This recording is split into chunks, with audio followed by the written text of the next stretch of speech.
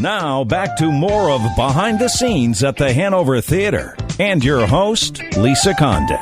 Thank you all for tuning in and listening. It's a pleasure to bring you Matt DiCarlo, who's the director of The Play That Goes Wrong. And, of course, The Play That Goes Wrong is coming to the Hanover Theatre October 31st through November 3rd. Welcome to our program.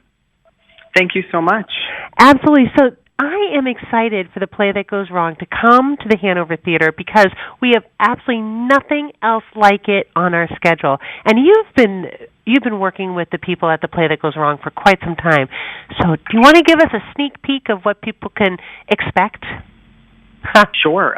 The Play That Goes Wrong is it's unlike anything I've ever worked on before. I think it is in every sense of the word a comedy for everybody. I have sat in the audience and watched the show hundreds of times with little kids, with adults, with teenagers, and everybody in between. And it is an unbelievably sort of exciting, thrilling play within a play that really does deliver nonstop laughs for 2 hours. And who couldn't use nonstop laughs for 2 hours, right? I always say there's nothing that we need in this world right now more than to laugh, and there is no better place to do that than at The Play That Goes Wrong. Absolutely. And so tell us how you got hooked into The Play That Goes Wrong, because you've been, Sure. like I said, you've been with The Play That Goes Wrong for a while, and I was reading an interview, and it said that you were the man making sure everything is running smoothly on what's funny is a show where everything goes wrong. So tell us a little bit about that.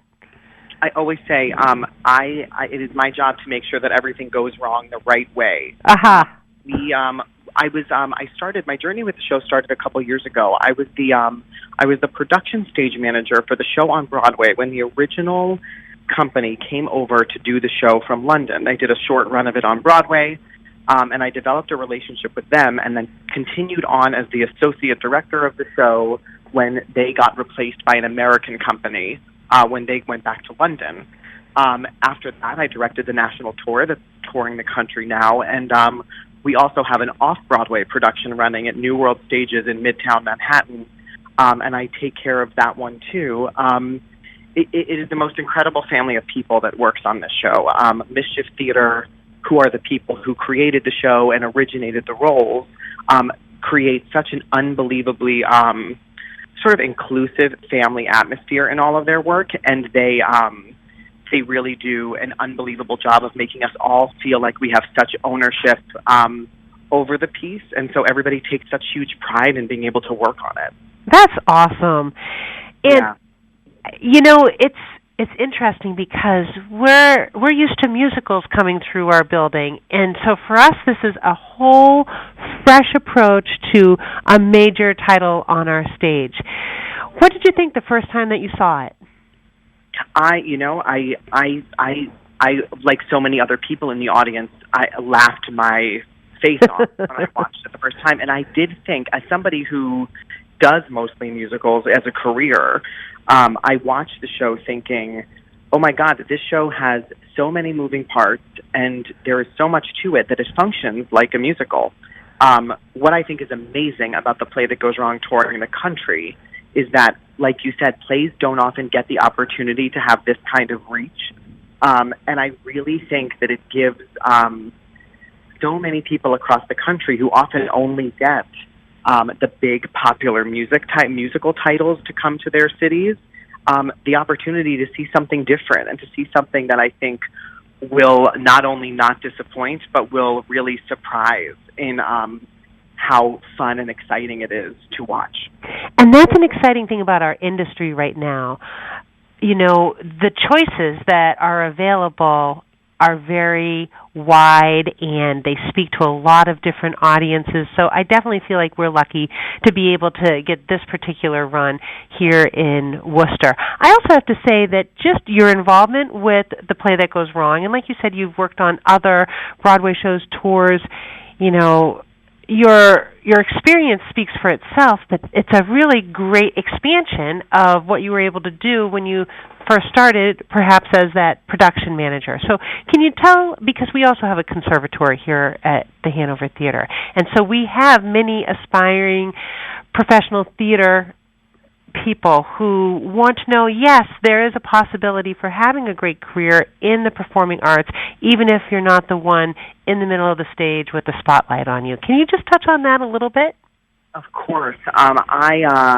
Like so many young people, I think I started by wanting to be an actor because that's sort of all we knew growing up. I applied to lots of different colleges and was doing lots of research about different kinds of jobs in the theater, and it really is true that there are dozens and dozens of people involved in making shows come to life. As a production stage manager, as a director, I feel, I've had some really incredible opportunities come my way, and I think it's so important, and I say this whenever I talk to young theater makers, it's so important to learn as much as you can about every aspect of theater. I feel like everybody should understand what it takes to direct a scene. Everybody should understand what it takes to sew a costume. Everybody should understand what it takes to build a piece of scenery. I think it's so important that in an art form that is so collaborative that we all sort of have a mutual understanding and a mutual respect for all of the different cogs in the wheel that make the thing happen. And I so enjoy being in a position with each show I do that gets to be intimately involved with all those different people, and that's why I do what I do. That's why I love what I do. But I encourage everybody who is studying theater to study all parts of it, because you will undoubtedly find something that you really enjoy doing that may be different than you thought you were setting out to do. Oh, that is such great advice. It really is. Another question for you, because I know people will want to know. What are the best things that you look for in people that you're working with, and what really helps everything to come together? And if there was one thing that you would caution people to avoid, what would it be? Yes, this is such a good question. I always encourage people. It is. People always say it's a small business, and your reputation precedes you. And I will say that there is truth in that. And I think I always tell people, make sure that in whatever rehearsal room you're in, whatever theater you're in, be the best version of you. Make sure that you are somebody who is open, who is willing, who is collaborative, who brings what they do best to the table in a way that includes the rest of the people in the room in the process. And to really, as corny as it sounds, be a light in the room. People, we make theater, which is a vulnerable thing to do, and so you want to be surrounded by people that you feel comfortable collaborating with and opening up with. And I also think, the play that goes wrong is a play. There's also the verb to play. We should enjoy what we're doing. It should be fun. We should find pleasure in it. And we get to tell stories for a living, which is a really amazing thing. So I think I always encourage people to trust that and to just enjoy it and be open and know that the business comes with lots of yeses and lots of nos, and the nos often are not about you, and they're often about the rest of the puzzle and how the piece has to come together as a whole. So it's to learn as much about recovering from the word no as you are celebrating. That I think is also useful. I think that is useful no matter what industry or no matter what you're doing for a living. I think that what you have said applies to accounting firms just as much as it applies to a performing arts center. And I can just tell that you bring that sense of play and joy out in the people who are working for you. And the play that goes wrong, you're right, it's lighthearted and it's fun, and it's what you said resonated with me, because I often tell the people here at the theater that, you know what, we have great jobs and this is a fun industry. We are talking about great things that are happening. If we're not enjoying it, who else is going to? And so it's nice. I can tell you're a light in the room, and I bet that how many lights are we going to see on stage with the different characters? Because that's the other thing. You don't have a very large cast that's working this magic. Yeah, 8 people. 8 people in the cast, and there are also 4 understudies that travel with the show. And so, how do you keep them all happy and wanting to be joyful? Because 8 people, there aren't a lot of choices in the 24 hours a day that you're traveling with each other. Totally. I think the company manager and the touring staff that goes with the show on the road really sort of embodies this ethos that Mischief has about making sure that everybody's enjoying what they're doing. I think it is hard to not love your job when you get to have thousands of people laugh at you 8 times a week and laugh with you and clap. And everybody who's involved in the Play That Goes Wrong shares a similar experience of really getting a thrill out of seeing so many people have such a good time.